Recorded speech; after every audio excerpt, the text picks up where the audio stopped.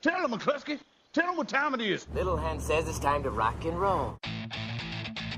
All you people are so scared of me. Come quietly or there will be trouble. Man, that's just me.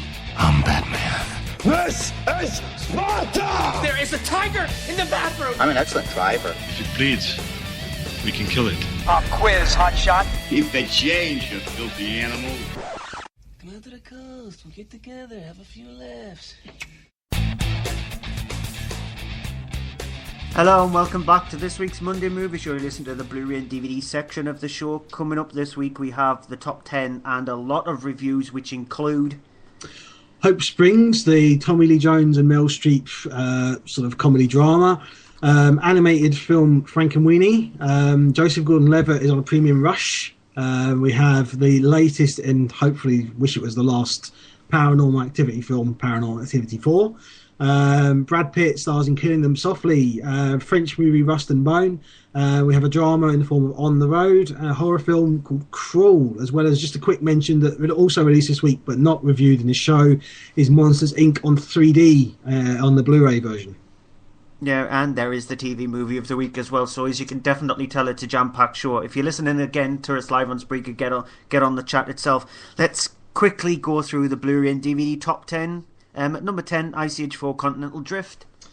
Which is, it's kind of like another film which is on later on in the top 10, which is an animated film that's a sequel that's far better than it has any right to be, considering the ones that came before it.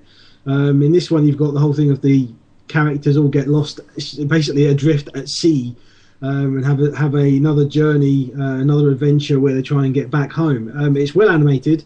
There's some good laughs in there for both adults and kids, and it's all-round decent entertainment.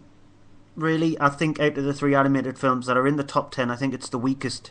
It's probably the weakest, but it's still a lot better than... I mean, if you've seen 1, 2 and 3, it's a lot better than it really should be for a fourth film. Maybe. It's still questionable, though. At number 9, and you went with for Fall of the Essex Boy. I haven't seen this. It's a story on it's about a real life story of the Essex Boys gang, who had a sort of a drugs thing, and they were a violent gang, and they were sort of eventually done for things like murders and such. It's a real life story. It's supposed to be a very good film. I'm gonna have to try and check this out because I've heard who is it? Not you, Stuart, but the other Stuart from Page the Screen. He absolutely loved it, didn't he? Because it's a British film, and he's been going through all the British films recently. Yeah, if you actually... I was going to mention this at the end of the show, but stay tuned at the end of the show and I'll give you details of something special that might be coming up, which might also include Fall of the Essex Boy as well. At number 8, Sinister. I haven't seen this and I don't really intend to. From what I hear, it might actually give me a heart attack. Yeah, it probably will give you a cardiac arrest. Sinister, it works for the first 45 minutes, but after that it becomes a bit bog standard. At number 7, and you went for Africa. It's a BBC documentary thing. I haven't seen it, and I probably won't. But it seems to be doing well to actually get in the top 10. So, I mean, I don't know exactly what it's about, but I presume it's about Africa. Really, I thought it was actually to do with Europe, but that was just me. Number 6, Looper.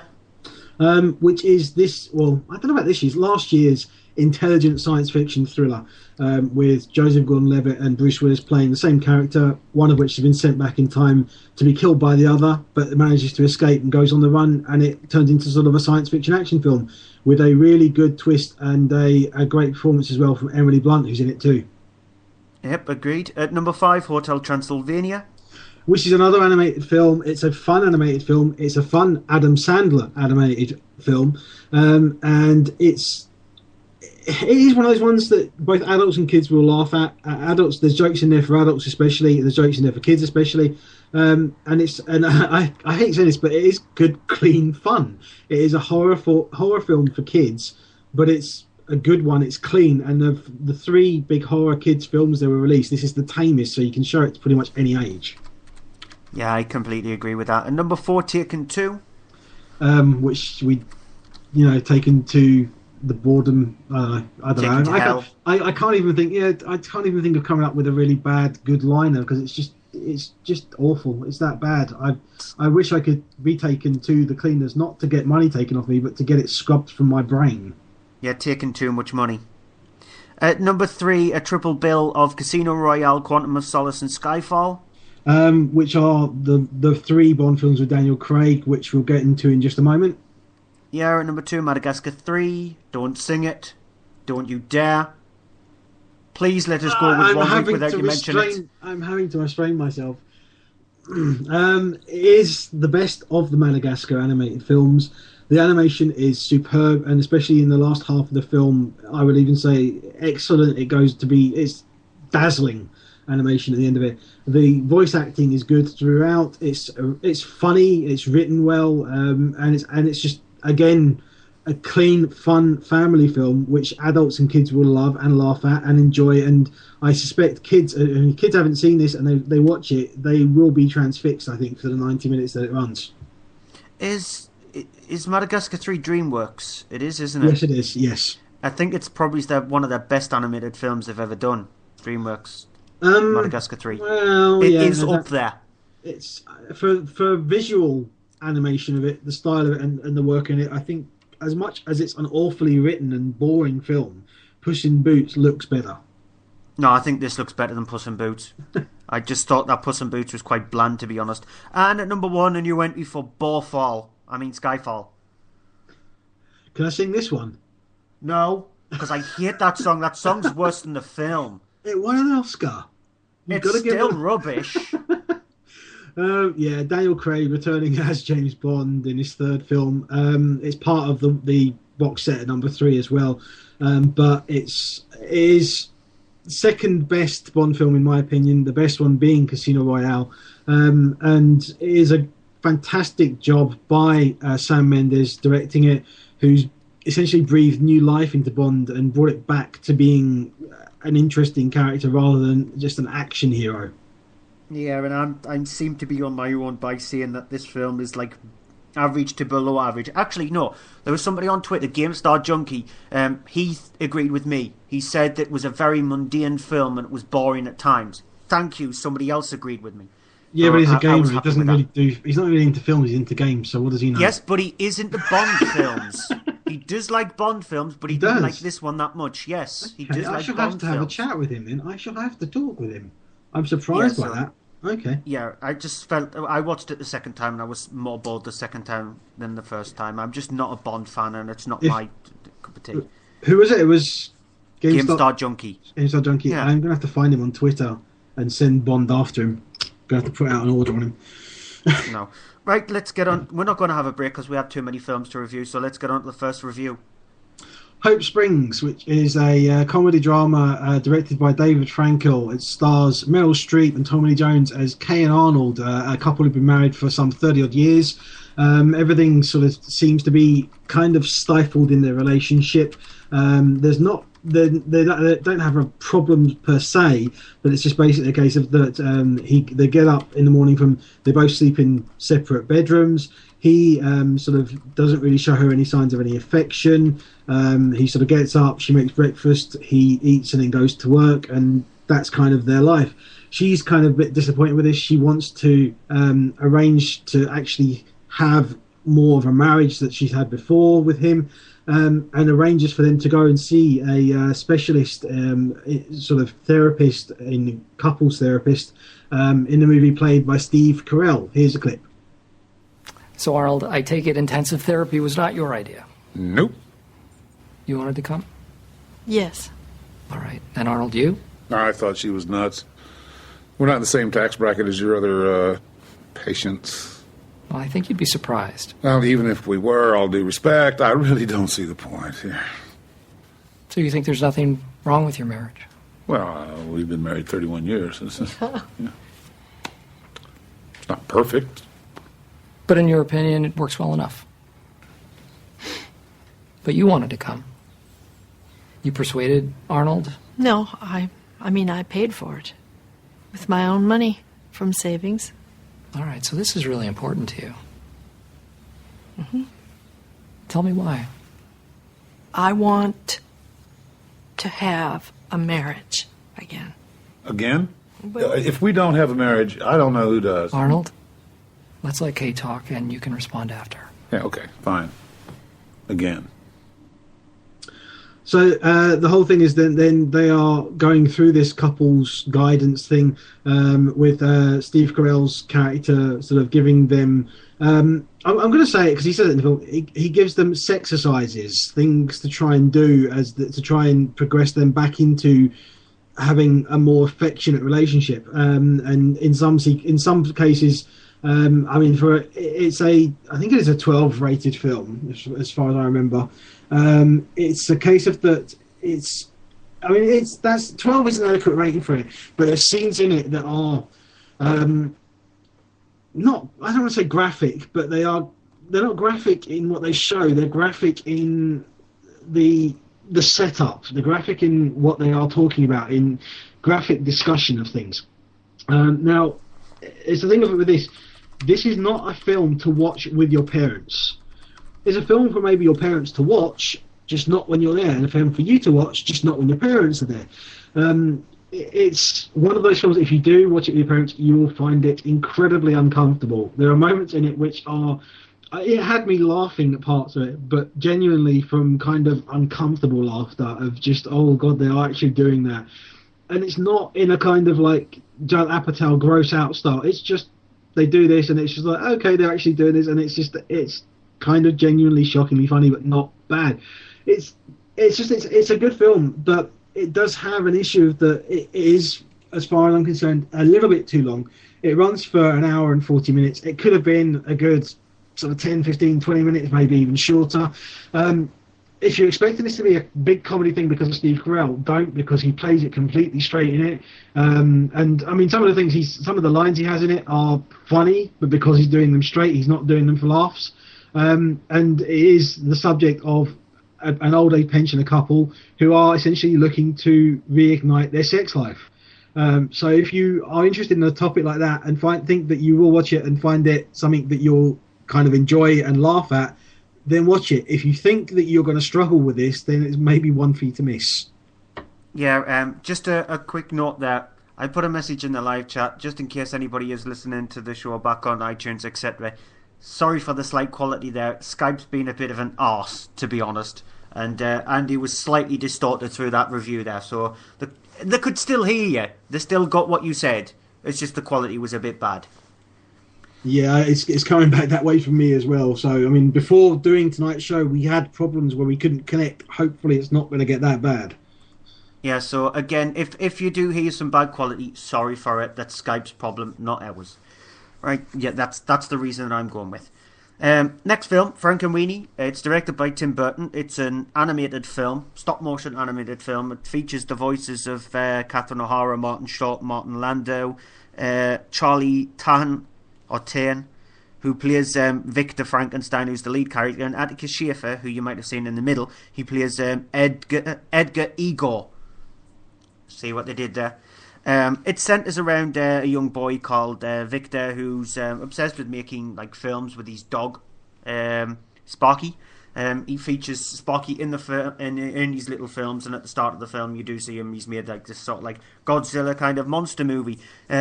Sparky seems to be the only friend of Victor, because he's sort of like a recluse kind of character, and you can get that when you see the kind of people at school, the school that he's in.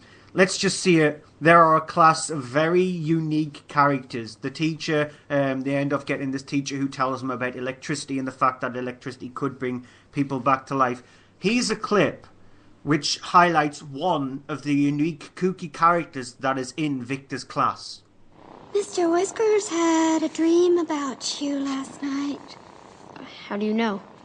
'Cause this morning he made this. Oh. Did you get that out of the litter box? It's an omen. Last month he dreamed about Bob. He fell in a manhole. He dreamed about Toshiaki. The day he pitched a perfect game.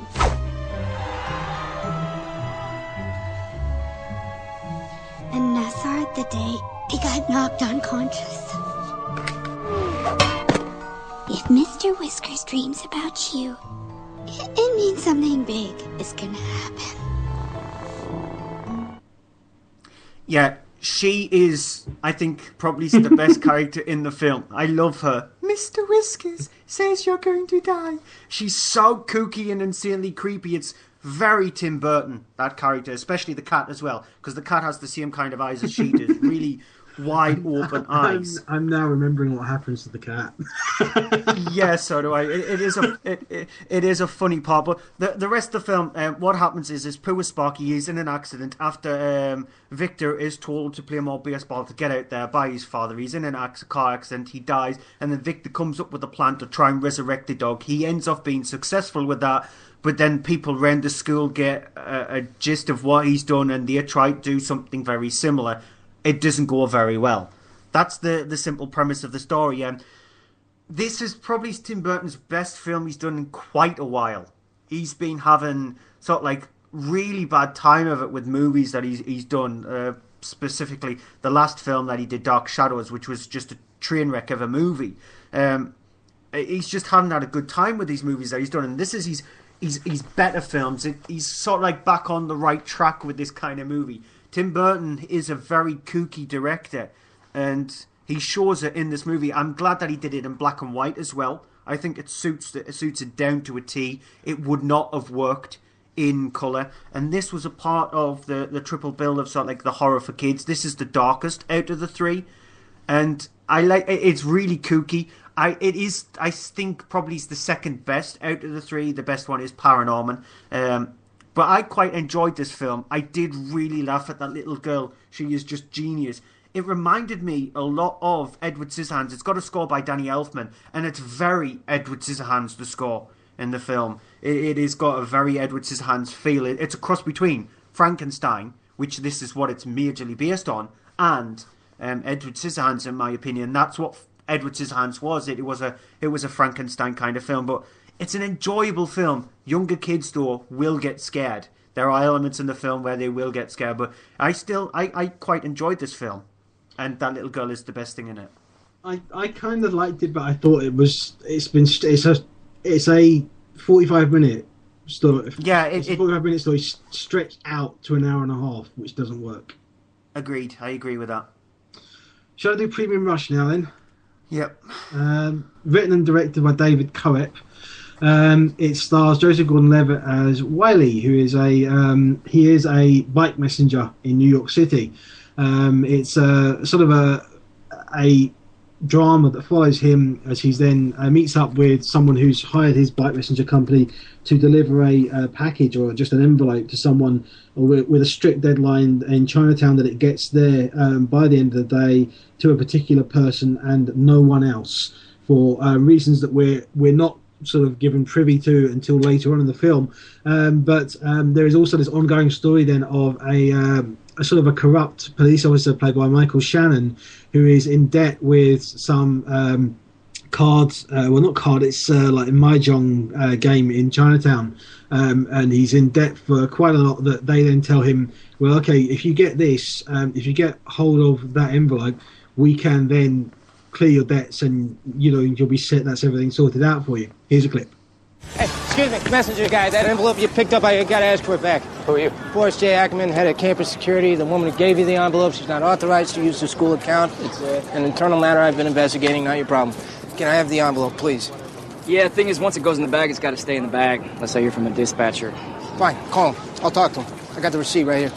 Nima gave that to you? Who? Nima. You don't know the name of the woman you're, investigating? Oh, yeah, Nima, right. I'm sorry, I couldn't hear you. Your mouth was full. Thing is, man, the company I work for, it's called Security Courier. The security part means that once people give us their we don't just hand it out to random strangers on the street. So, listen, I just spent $7 on this delicious urban food log, so if you'd step aside and let me eat, that'd be great. What's your name? Wiley. Wiley. Wile-E, like the coyote? Mm-hmm. That's cute. Thanks. You got a real name? Girlfriend? Family? People who give a shit if they see you again? So the thing with Premium Rush is that it's not a fantastic film. It's not a bad film. It is one of those kind of in the middle, perfectly fine a decent waste of 90 minutes. That you'll be hard pressed to find something that is as enjoyable but bland as this film is. That's not a bad thing. I enjoyed it. I really did enjoy it. I liked it. Decent story, decent sort of set pieces as Wiley is riding through New York trying to avoid this police officer, and sort of he ends up going into these bits that are kind of elaborate with a chase on the top of through sort of a car impound lot, which is where it kind of stretches the boundaries of believability, but it's all done, from what you can tell, it is genuinely done as proper stunts and everything, so it's believable. It's an enjoyable film. It's not bad. It's not brilliant. It's pretty good. It's 91 minutes in length, and I enjoyed it. I mean, I can't say more than that. It sounds like I feel like I'm being a bit short with it, but it's not. It's that kind of film. You'll enjoy it if you see it and go. And you want something that's not going to be a big sort of brain tease, a brain challenge. That you can just sit back for 90 minutes, chill and watch. Yeah, it's okay for what it is. It's nothing very special, but it's okay for what it is. It's nothing special for what it is, but then again, there's plenty of other films that are either longer or the same kind of running time and are a challenge to get through. They're boring or terrible, and this is none of that. Like Taken 2. Alright, next film up for review is Paranormal Inactivity 4. The fourth in the series. This one, again, it's directed by Henry Joost and Ariel Schulman. They did the last one, which was a prequel to the first one. I don't know if anybody out there actually really cares about the story, but it's simple. It's a typical kind of film. It centers around a family who's got a daughter. There's this really kooky kid who's just moved in across the road with his mother. The mother gets took to hospital. The family has to look after the kid. Strange things happen when the kid comes over because the kid meets up with the sort of younger brother of the daughter of the family. They end off making friends together, and the spooky things happen. Here's a clip which gives you an indication of sort of how boring and crap this film is. Wait! Where are you? Wait!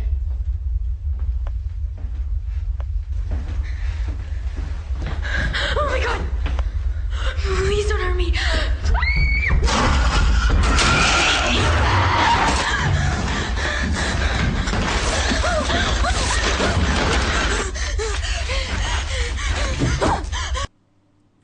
Yeah, so as you heard from the clip there, it's just, oh my god, please don't hurt me, no, there's a ghost here, oh god, oh, forget it.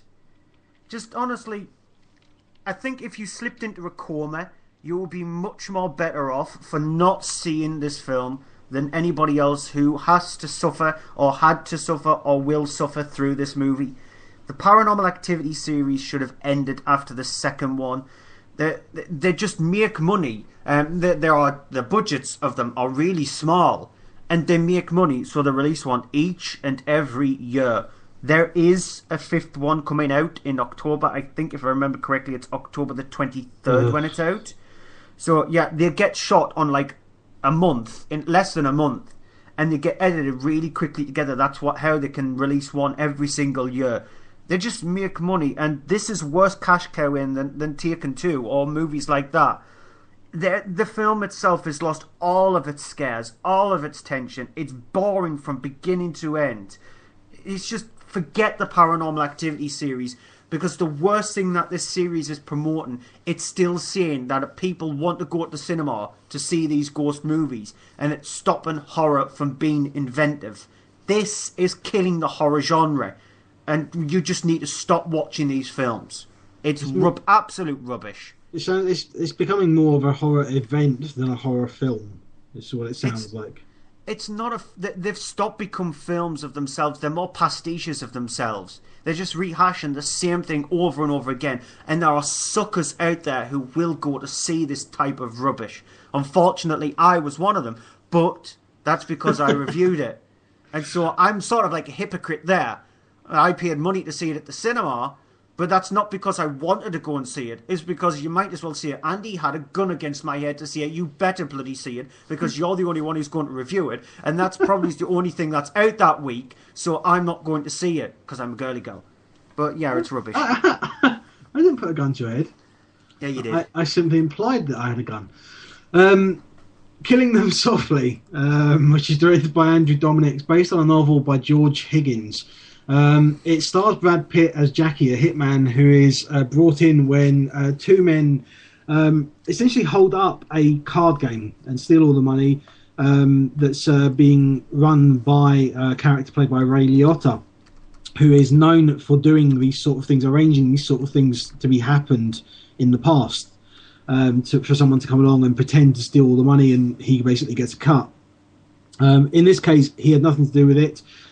He gets sort of beaten up a bit for information. When it turns out that he knows nothing about that, Brad Pitt then is approached by his the people who hired him as to how they go about arranging this and about possibly bringing in another person to help him with it. Here's a clip.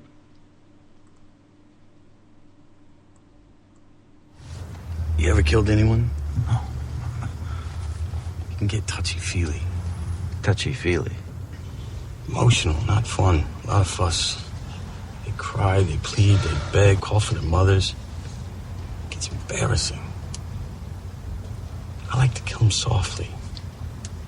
From a distance. Not close enough for feelings. Don't like feelings. Don't want to think about them. We need Mickey. What's the problem? Mickey's expensive. Not at the moment. You get him for 10? 15. You do it for 15? 15. I think in this economy, a quick 15 for 2 days' work would sound pretty good to Mickey. We'll sell him a party. Fly in, whack a guy, fly out. Quick 15. Fly coach. So this is a story about hitmen, but a hitman and the issues that he has there, as you heard in that clip, how he prefers to kill them softly than having to deal with the emotion of it all. Essentially what you have here is a film that is kind of like about men who happen to be hitmen, in the same way Tinker Tailor Soldier Spy was about men who happen to be spies. It's well acted. Brad Pitt's fine in it. Ray Liotta is actually really good in it, given the kind of films that Ray Liotta has been in recently. And you have other great cast in there, as you heard there, Richard Jenkins as well, and James Gandolfini, who comes in as a sort of a backup hitman who is essentially a washout. He's a drunk. He's not capable of doing a job anymore, and he essentially comes into town and just ends up spending all his time in his hotel room with hookers and alcohol. And it's a good sort of kind of like a study of men as they're dealing with not having to deal with emotion in what they do because of men not having to deal with emotions. In that regard, it's successful, but unfortunately it just doesn't quite work. It doesn't quite fit. It doesn't quite play properly. There's issues with some of the scenes in it which I mean, it's kind of like they're trying to play some of them for laughs, but there's nothing funny in some of the scenes, whereas there's others where it's like they're not trying to play for laughs, and yet there's a thing in there that will make you laugh. It'll make you you'll smile at something because of the fact that the way someone's done something or the way something's done, someone says something. So it's a kind of a hit and miss with, I don't want to say with the performances, because the performances are good in it, but with the way that the performances are played in relation to the scenes they're in, which is a weird thing to say, but if you've seen the movie, I think you'll understand what I mean. It's worth seeing because it is solidly directed, it's solidly acted. It's not really entertaining enough for its 97 minutes running time, which is unfortunate because it's not a long film. It doesn't need to keep your attention for long. And at times it kind of steeps into boredom a little bit. But I mean, if you like a good acting film, check it out. All right, next up is Rust and Bone, directed by Jacques Audelade, or Oled. Do you pronounce the D, or is it silent? I think it's Audelade. I think it's silent. I don't know. You're asking the wrong person. Yeah, I'll just go Jacques Audelade, and if anybody out there who speaks French is saying that I've got it wrong, then let me know. Could it be Audelade? No, it's not that. It's Audelade, I think. It stars Marion Cotillard. I got her name right, because you do subtract the D there. I can't say her name, yeah. And Matthias Scheinherz, and they both play Stephanie and Alan, and actually Al, as he's known in the film. And for the first part of the film, it centres around Al. He's in sort of like his mid-20s. He's got a kid. At the start of the film, you see him just walking along the streets trying to look for a ride with his kid because he's got no job, he's unemployed. He decides to move up with his sister in a place called Antibes, which is in France. I actually wrote down the city as well. Again, my writing is so small I can't read it properly. So he decides to go move with his sister. He then ends up getting a job as a bouncer at this nightclub. During the time while he's a bouncer, a fight occurs in the bar itself, and that's where he introduced to Marion Cotillard's character. She gets assaulted in this bar, and he ends up taking her home. He leaves her phone number there, and again he just follows on with his normal life. He loses the job as a bouncer. He becomes a security guard. At the Blue, he ends up getting a phone call from her, but you find out that she's had an accident. She's sort of like a wheel trainer of sorts, and she ends up having an accident where both of her legs are severed, and she's now disabled. She doesn't have any legs whatsoever. She's not like down on herself, and he ends up picking her up a little bit by taking her swimming, encourages her to do some swimming, and they sort of like become more friends. But you discover during the movie he's sort of like got a womanizing kind of nature, Al has, and he's well into his kickboxing. He was previously a Thai fighter, and he also did some kind of boxing, and that's the kind of thing that he wants to do. He wants to do a fighting. During the movie, he's sort of like a split person. He has relationships with other women while having a friendship/relationship with Stephanie, and they end up taking it to a sexual kind of nature. But then it sort of like backs off a little bit as well during the movie, and it comes forward and then backs off a little bit, and it does that a lot. It leapfrogs itself during the movie, and it's just about a relationship with Al and the fact that he likes fighting, and with his child trying to sort of like bring money in so he can feed his child while living with his sister, and also about Stephanie and how she's coping with no longer being able to walk until she gets these prostheses that she gets on her legs. The film itself is brilliantly acted, especially Matthias Scheinhardt. We know how brilliant Marion Cotillard is as an actress. She's fantastic.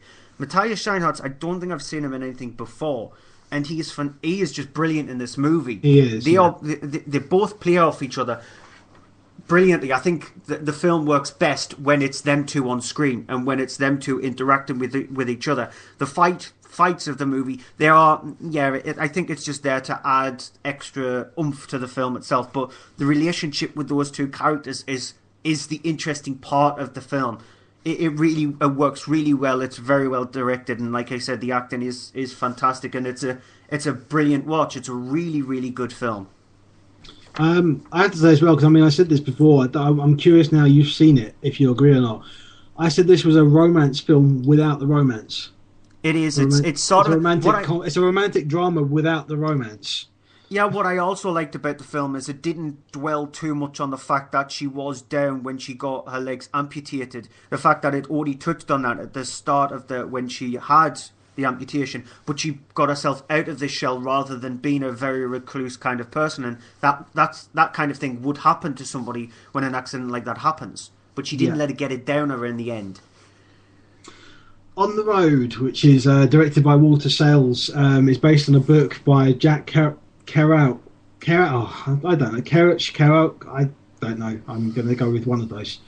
Now, it stars Sam Riley as a young Jack Kerouac, or also called Sal Paradise in the film, who is essentially a wannabe writer who is sort of going through life. He's having a sort of a friendship with hanging out with his friends, amongst which is Garrett Hedlund, who plays Dean Moriarty in the film, and it's a case of that essentially following their friendships, them and their other friends, as they go through life and different paths and things they take, as eventually Sal Paradise, or Jack Kerouac, takes a journey on the road and goes different places, sometimes with his friends, sometimes meeting up with them later when some of them have set up housing and such.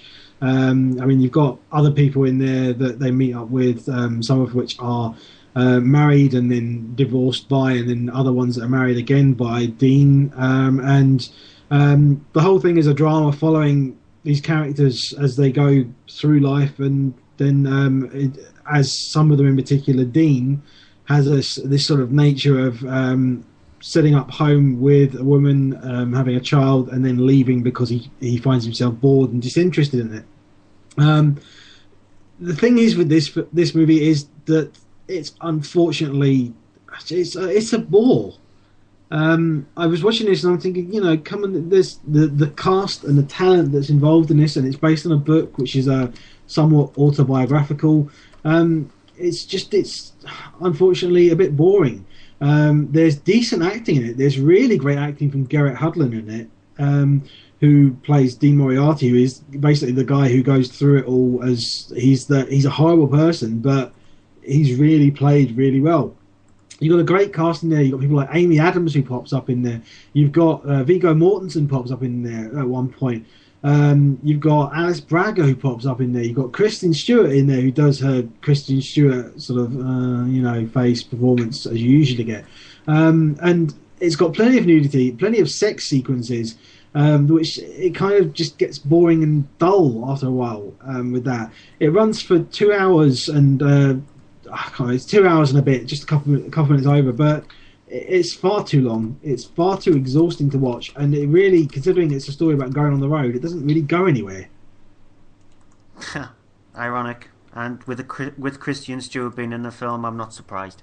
She's not in it that much. She's in it a little. It goes on a bit, then she's in it for a while, then she leaves, then it goes on for a bit, then she's in it for a little while, then she leaves, then it goes on for a bit, then she's in it for a while, then she leaves, and that's it.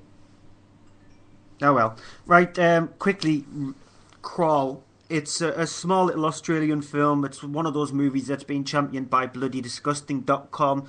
The premise of it is really simple. There's this bar owner. He's like a seedy kind of character. What do you expect? He hires this sort of Croatian guy to kill this guy at this petrol station. This Croatian guy gets a bit too weird out of hand when he follows one of the barmaids home and he stalks her inside the house. He kidnaps her and he sort of tortures her in a way because he wants money. That's the premise of the film. The premise of the film sounds boring. The film itself is just boring. It's on for 80 minutes. It feels way too long. It's sort of I think Bloody Disgusting, it's their 6th film they've done. They've only had one hit out of the films that they've done, and that was VHS. This one is just one of those movies where if you saw it in a bargain bin or in a pound shop, you might think, why not? But any other time, it's just completely avoidable, and I know that not very many people will watch it because not very many people have heard of it. Just avoid it. Completely pointless. That quick. TV movie of the week, which is on Film 4 tomorrow night. It's Tuesday 26th at 11:10 p.m, so it's a late one, is Old Boy, which is a Korean film from 2003, I believe, which is it's basically just a revenge flick, but it's done with a nice sort of twist in it where a man has been imprisoned and held prisoner for 15 years for no reason. Nothing seems to be explained, no idea why, and he's all of a sudden released, and he's told that he basically will have 5 days to then find the person who is responsible for him and kill them. Simple as that. It's an incredibly violent, incredibly graphic film, but it is one of those ones that's absolutely, it's one of the genre setters, essentially. It has a big cult following, and it's based on a Japanese comic book. And it's also being looked at being remade by Spike Lee sometime this year. He's been going on and off for ages, so we still don't know what's happening with that. But check this out. It's been a long time since I've seen it, but I do remember that it's incredibly violent. A lot of people who like that kind of 80s graphic violence will enjoy it. Some people who've got a weak stomach though may not enjoy it quite so much. Yeah, especially the octopus scene, which I still gag when I watch that scene. It is quite disgusting, considering that you find out it is a real live octopus and he really did eat the thing. Yeah, it's just... Yeah. Right.